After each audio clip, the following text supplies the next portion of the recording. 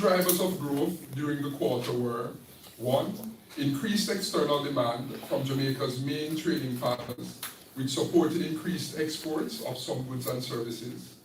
2. Increased hotel room capacity and airseat capacity, which facilitated growth in stopover visitor arrivals. 3. Increased capacity utilization in the mining and quarrying industry. 4. Major infrastructure works, including the construction and renovation of hotels, residential and commercial buildings, as well as an intensification of road construction and rehabilitation activities. And 5. Relatively more favorable weather conditions and increased output per hectare for all domestic crop groups in the agriculture, forestry, and fishing industry. Real sector developments. Developments in the goods producing industry. The goods producing industry grew by an estimated 4.2%, reflecting growth in all industries, particularly the mining and quarrying and construction industries, which continue to record buoyant growth outturns. Agriculture. Agriculture, forestry, and fishing grew by an estimated 2.6% relative to the corresponding quarter of 2017. This performance largely reflected the positive outturn in the other agricultural crops component due to more favorable weather conditions during the review quarter. During the corresponding quarter of 2017, the island experienced above normal rainfall levels, which caused damage to crops and livestock and resulted in a contraction in output. During the review quarter, other agricultural crops grew by 7.1%, with higher output recorded for 6 of the 9 crop groups. The most significant increases were recorded for yams, up 8.4%, condiments, up 14.9%, fruits, up 22.7%, and vegetables, up 6.1%. This performance was supported by an increase in the area of domestic crops reaped by 1.4%. The crop group vegetables accounted for the largest share of domestic crops reaped, 32.7%, and recorded a 2.6% increase in total hectares under production. Animal farming increased by 3.9%, due mainly to higher production of broiler meat, up 5.9%, which outweighed a 9.6% contraction in egg production. Traditional export crops recorded a 7% downturn in production due to declines in all 4 crops surveyed. Banana production declined by 3.4%, coffee by 48.3%, and cocoa by 10.4%. There was no production of sugarcane during the quarter due to the late start of the crop season. This compared with 33,707 tons produced in the corresponding quarter of 2017. Coffee production was negatively impacted by the coffee leaf rust disease, as well as market uncertainties. Cocoa production was stymied due to the outbreak of the frosty pod cocoa disease, which led to restrictions placed on the movement of the product across parishes. Mining and quarrying. Real value added for the mining and quarrying industry grew by an estimated 22.9%, reflecting an increase in alumina production, which outweighed a decline in crude bauxite production. Alumina production grew by 30.8%, driven by increased capacity utilization at the Alpart and Jamaica refineries. Further growth in alumina was stymied by production downtime at the Alpart refinery due to technical issues. Crude bauxite production decreased by 19.4%, largely reflecting a fall in demand by third-party customers. During the quarter, the alumina capacity utilization rate increased by 16.3 percentage points to 69.2%. The bauxite capacity utilization rate contracted by 13.9 percentage points to 57.7% compared with the corresponding quarter of 2017. Manufacturing. Real value added for manufacturing grew by an estimated 1%, reflecting growth in both the food, beverages, and tobacco and other manufacturing sub-industries. The estimated growth in the food, beverages, and tobacco sub-industry was due to increased output in food processing and the beverages and tobacco component. The improved performance of food processing was driven by increased production of poultry meat, up 5.9%, dairy products, up 5.7%, edible fats, up 16.4%, and bakery products, up 2.1%. The other manufacturing sub-industry was estimated to have grown, reflecting higher output for petroleum products and chemicals and chemical products. Within the petroleum products category, increases were recorded for fuel oil, up 27.5%, turbo fuel, up 25%, and other petroleum products, up 45.7%. The positive outturn for petroleum products can be partly attributed to full production during the review quarter, relative to production downtime experienced in the corresponding quarter of 2017. The refinery service factor, which is the capacity utilization rate, was 100%, compared with 89.3% in the corresponding quarter of 2017. For chemicals and chemical products, the increased output was due to fertilizer production up 11.4%, salt production up 15.7%, and paint production up 1.9%. However, a contraction was recorded for the non-metallic minerals subcategory. Declines were recorded for cement production, down 4.7%, and clinker, down 10.4%. Construction. Real value added for construction grew by an estimated 3.5%, reflecting growth in both the building construction and other construction components. Activities in the other construction component of the industry was supported by a 61.6% increase in asphalt production. The growth in building construction was supported by increased activities in both the residential and non-residential categories.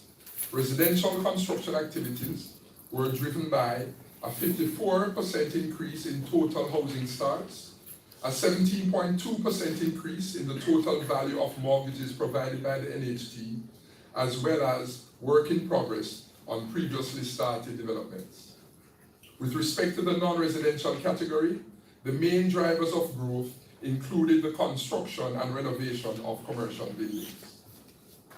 The other construction component is estimated to have increased due to higher expenditure by 6 of the 7 reporting entities, including National Works Agency, which disbursed 7 billion Jamaican dollars, up 112.7%, Port Authority of Jamaica, which disbursed $3.7 billion, up 92%, and Jamaica Public Service Company Limited, which disbursed $6.1 billion, up 6%.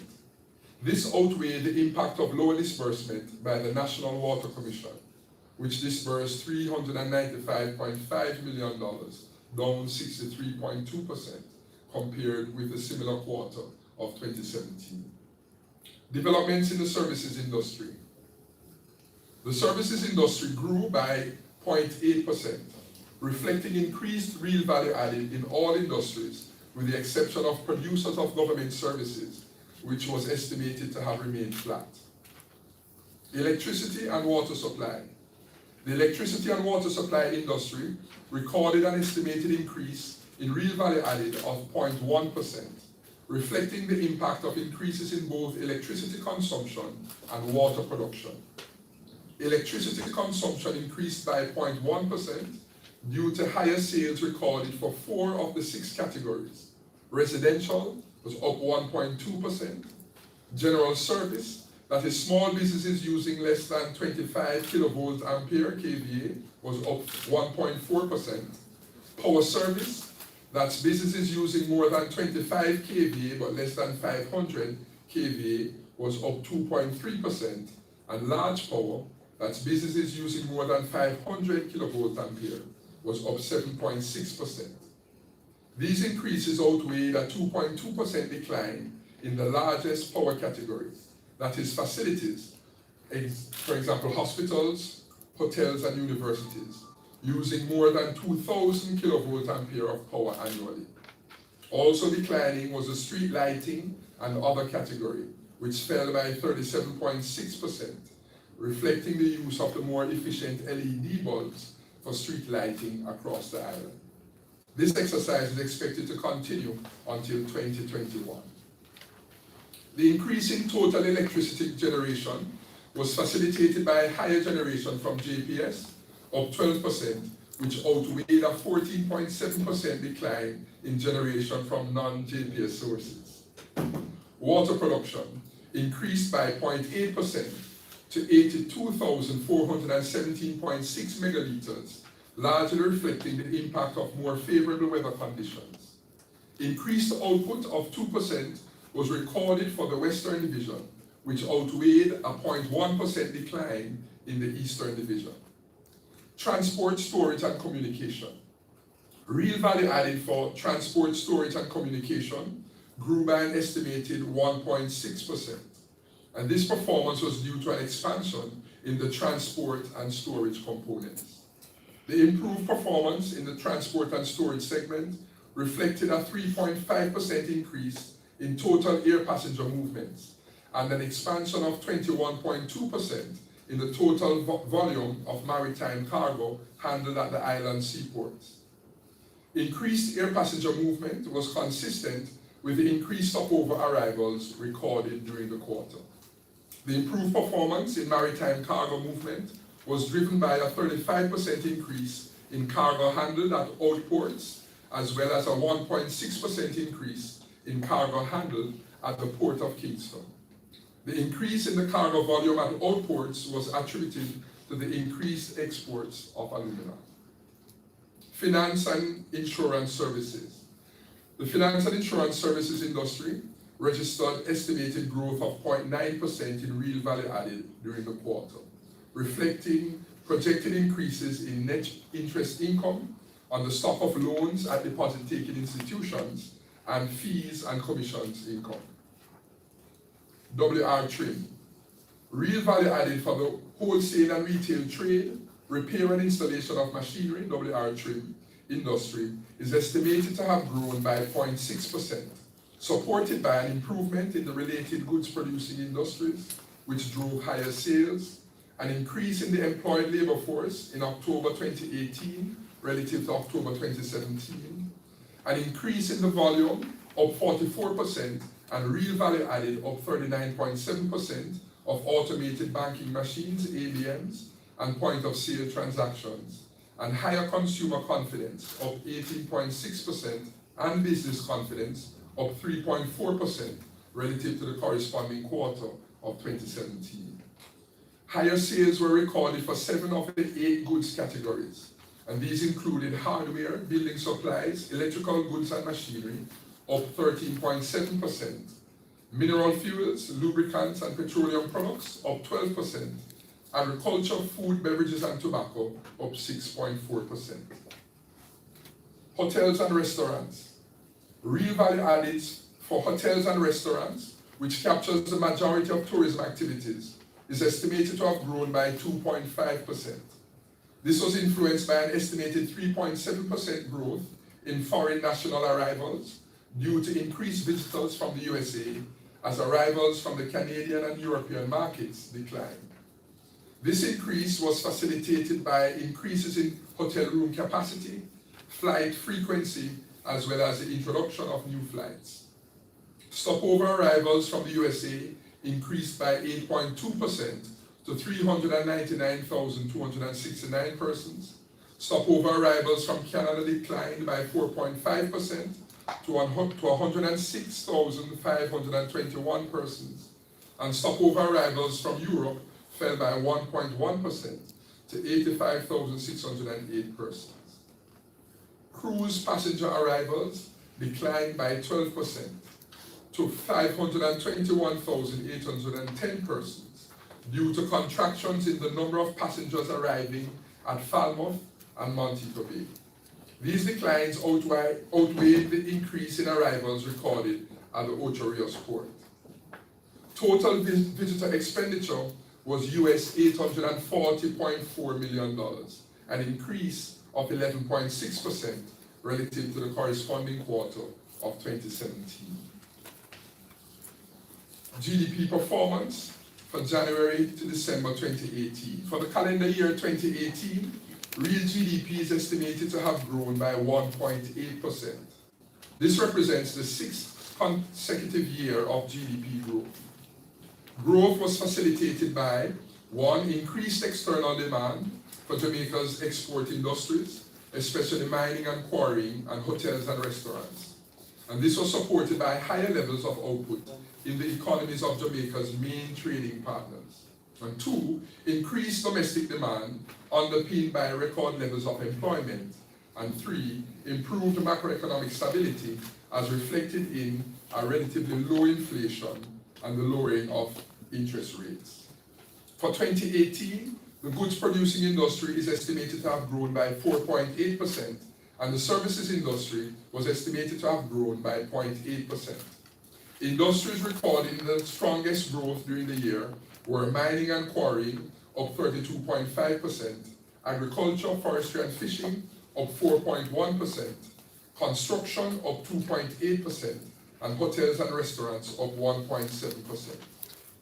For the employment update, the labor force survey undertaken by the Statistical Institute of Jamaica, Statin, indicated that the unemployment rate as at October 2018 was 8.7%, compared with 10.5% in October 2017.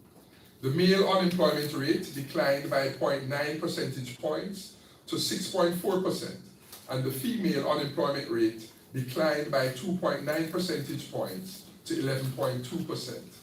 The youth, that's persons 14 to 24 years old, the unemployment rate there was 24.9%, a decline of 0.5 percentage point relative to October 2017.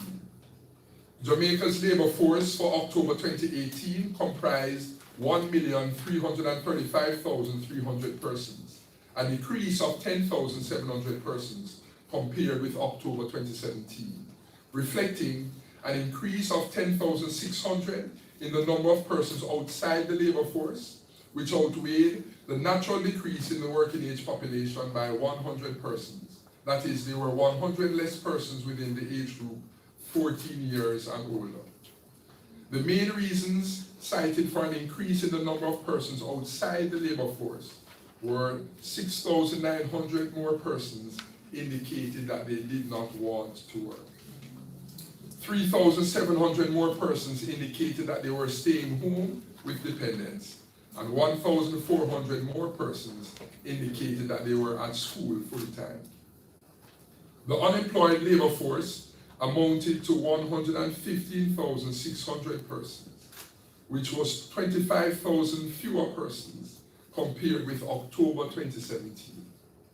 The total number of employed persons as at October 2018 stood at 1,219,700 persons, an increase of 14,400 persons relative to October 2017. An examination of the employed labor force by industry group revealed that 8 of the 16 industry groups recorded higher employment levels. Among the industries which recorded higher employment levels were real estate, renting and business activities, up 9,700 persons, hotels and restaurants, up 5,400 persons, other community, social and personal services activities, up 4,700 persons, and mining and March 2019. The short-term prospects of the Jamaican economy are positive, based on 1, the continued strengthening of productive activities in both the goods producing and services industries, led by continued recovery of the mining and quarrying industry as the Alpart Alumina Refinery continues to gradually increase its capacity utilization. For January 2019, total bauxite production grew by 29.5%, reflecting alumina production up 40% and crude bauxite production up 5.9%. 2, the performance of the construction industry will continue to be positively impacted by increased road rehabilitation and repair works under the Major Infrastructure Development Program, MILP, including the Constant Spring Road Rehabilitation Projects, the Mandela Highway Improvement Project, as well as the 3 Miles Road Rehabilitation Project. Additionally, higher levels of residential and non-residential building construction activities are anticipated. 3, growth in the hotels and restaurants industry, with preliminary data for January 2019 indicating an increase in stopover arrivals by 9%. And 4, a general increase in industrial activities as reflected in the growth in electricity consumption for January 2019 of 3.2% to 261 million kilowatt hours. In light of the above mentioned factors, we expect real GDP for the January to March 2019 quarter to grow within the range of 1.5% to 2.5%. The growth in real GDP for fiscal year 2018-19 is projected to fall within the range of 1.5% to 2%.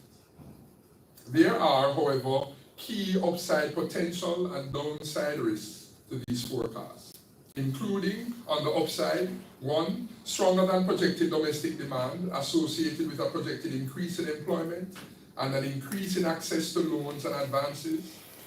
2, stronger than expected external demand, especially impacting the mining and quarrying and hotels and restaurants industries.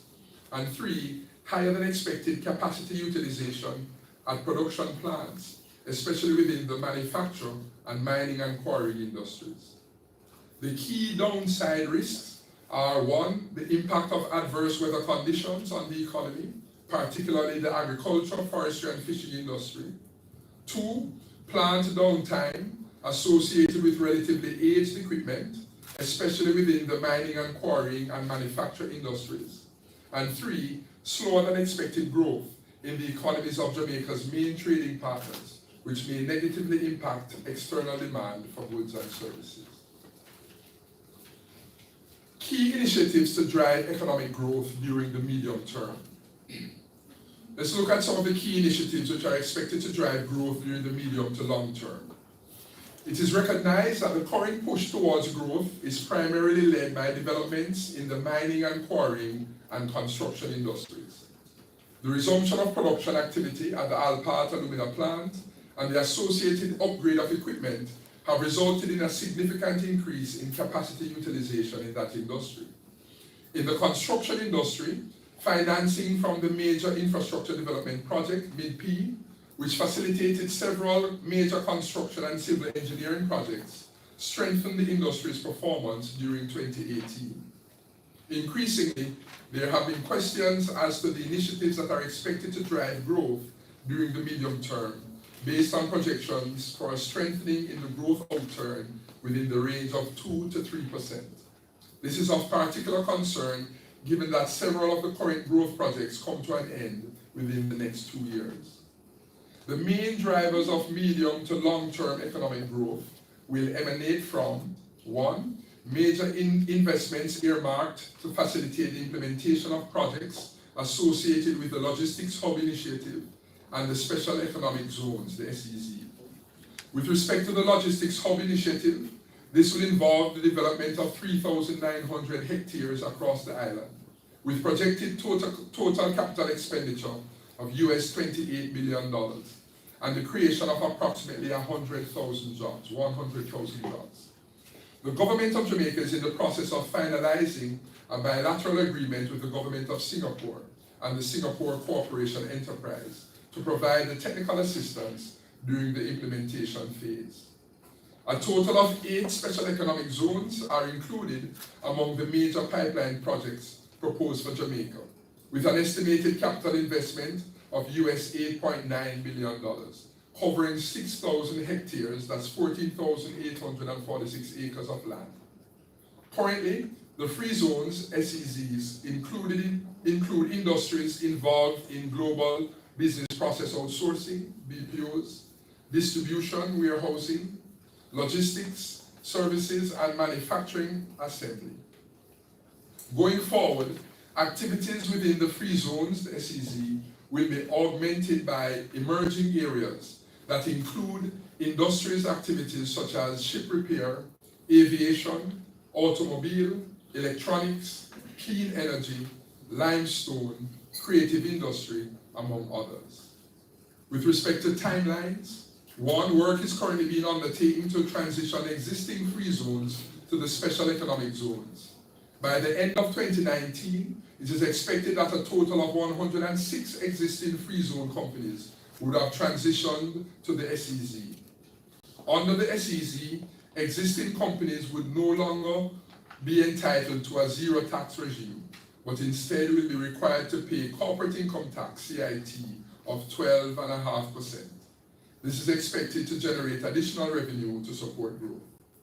And two, in 2020, it is anticipated that there will be the startup of at least 3 new SEZs, namely 876 Logistics Limited, Phase 1 of the Gisco SEZ and Industrial Park, and the Caymanas Special Economic Zone, CSEZ North. 3, in 2021, rollout of the Caymanas SEZ South and the Jamaica German ship repair is anticipated. And 4, in 2022, Phase 2 of the Gisco SEZ and Industrial Park and the Amatera SEZ will be undertaken. 2, secondly, in terms of driving growth in the medium to long term, port and other major infrastructure developments. 1, the Port Royal Cruise Port.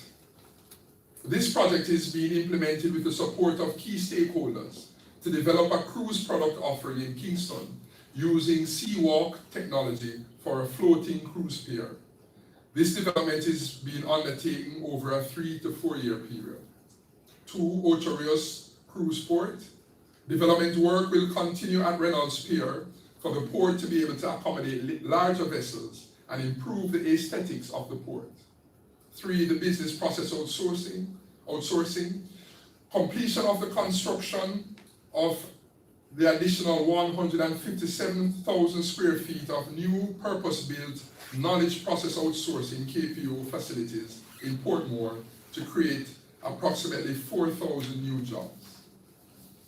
The third area is the blue economy, expected to drive growth in the medium to long term. The blue economy, which encompasses the sustainable management and use of marine resources while simultaneously optimizing its economic and social benefits, has become one of the key economic opportunities to have emerged. Jamaica has an exclusive economic zone, an EEZ, more than 20 times greater than its landmass, and therefore efforts are being focused on ensuring that the blue economy is fully integrated in the country's long-term development.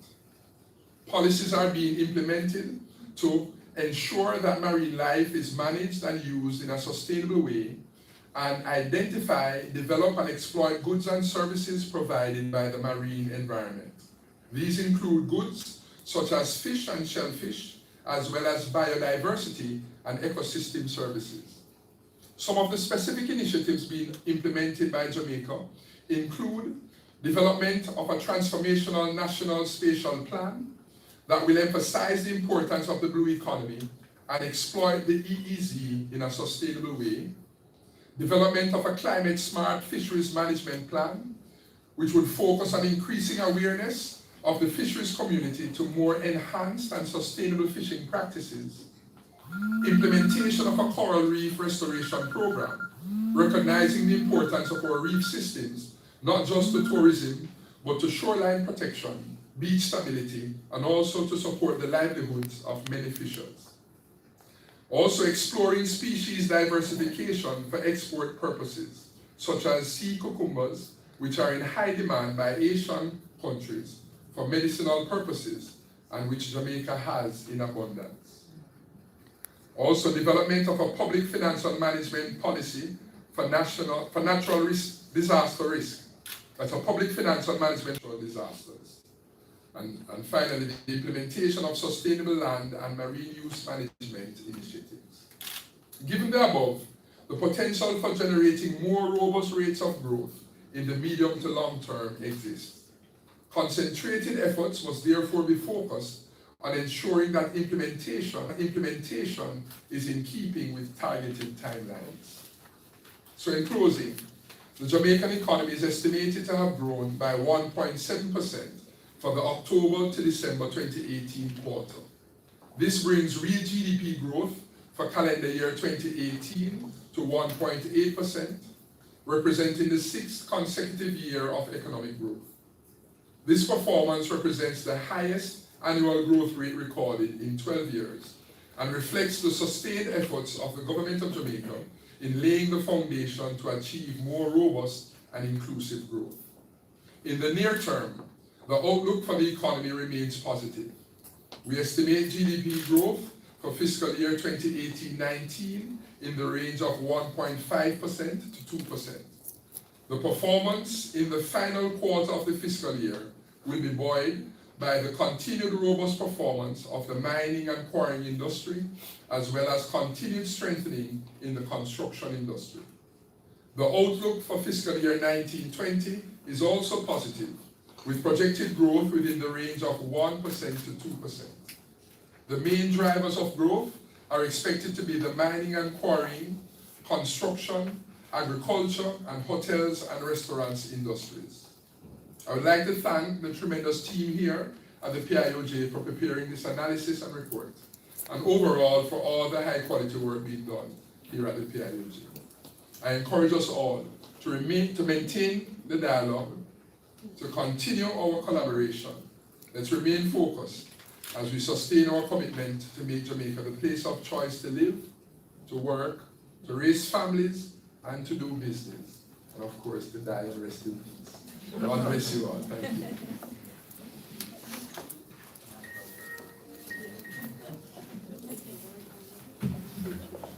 Thanks, Dr. Henry. The floor is now open for questions. Identify your organization, give your name, and a mic will be handed to you. Any questions? Yes.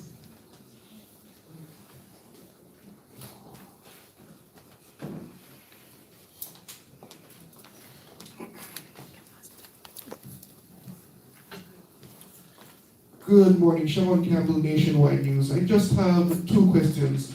The first regarding the issues that are troubling PetroJam. Has that been factored into the economic outturn for the next 2 fiscal years, I should say? Specifically as it regards to PetroJam about to lose one of its biggest customers, JPS, the failure to upgrade the plant, etc. My next question is regarding the Brexit negotiations. It seems likely that the outturn from that will be a hard Brexit. Has that been factored into the possible gains or negatives to Jamaica's economic performance? So thank you, Siobhan. The latter question first, in terms of Brexit, we have factored in when we speak of our downside risks and upside potential. When we estimate our forecast, we speak of the external environment as a key factor in terms of affecting demand, global demand, how the economies of our main trading partners. When we first were made aware of the Brexit issue, quite some time ago, we had discussions around possible and possible impacts, and we're assured by a number of our key partners in that region, both the UK and the EU, of continued support to Jamaica from general bilateral agreement standpoint going forward. And in terms of impact, we are still doing assessments, as you know, of impacts of Brexit there. And so we've continued to watch those spaces, the global environment, the global economy. So that is always factored into our assessments. In terms of, we continue to monitor the PetroJam scenario. It factors into discussions we will have generally ongoing, and we are very aware of the situations. And so there are no real issues that would emerge that we wouldn't encounter, we wouldn't consider in our analysis. And so a number of us at the PIOJ are placed in positions where we are in discussions, key discussions. Some of us are in some of the boards that are, in terms of, let me say, the Petro-Carib board, the BOJ, and so we are in an economic management, we do in a joined up way, in a sort of seamless way, have ongoing discussions and monitoring. So there are no surprises in terms of our assessments. So having said that, of course, the outlook continues to be positive in the short, medium term, long term for Jamaica. Jamaica is in a good place in our development trajectory, and we just need to remain focused to realize even more gains that we've seen. Thank you, DG. One right in the in front of the camera.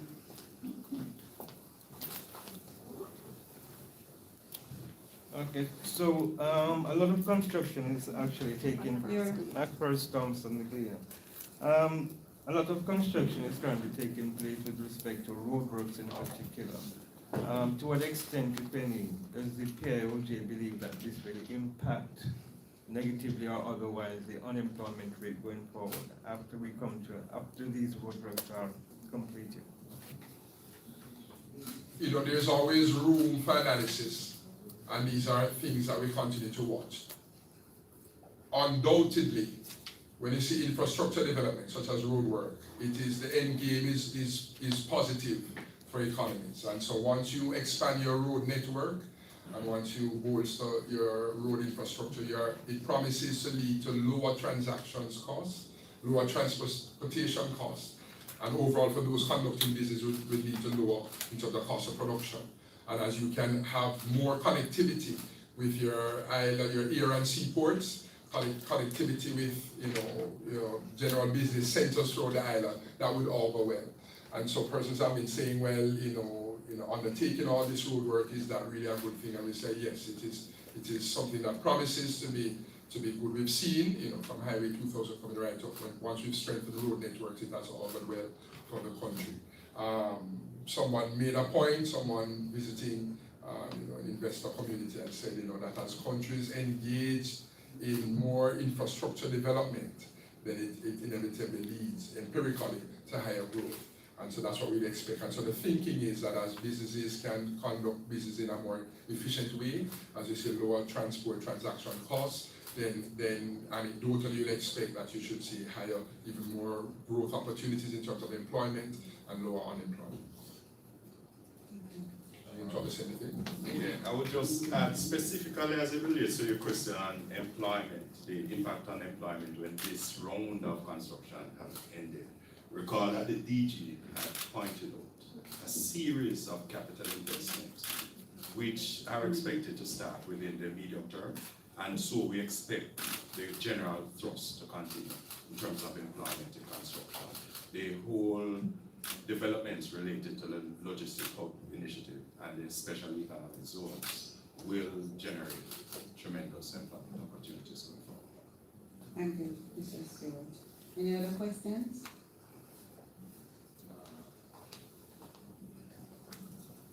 If there are no other questions, thanks for coming, and join us again in May when we will report on the January to March 2019 performance of the macroeconomy. Thank you. Thank you very much.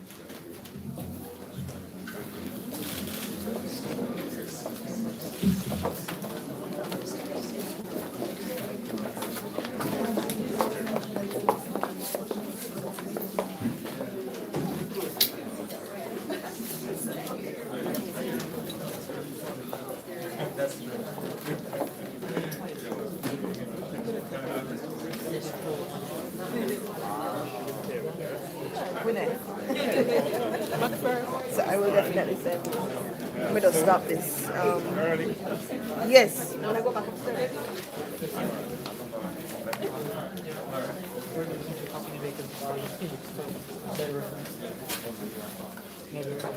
Maybe.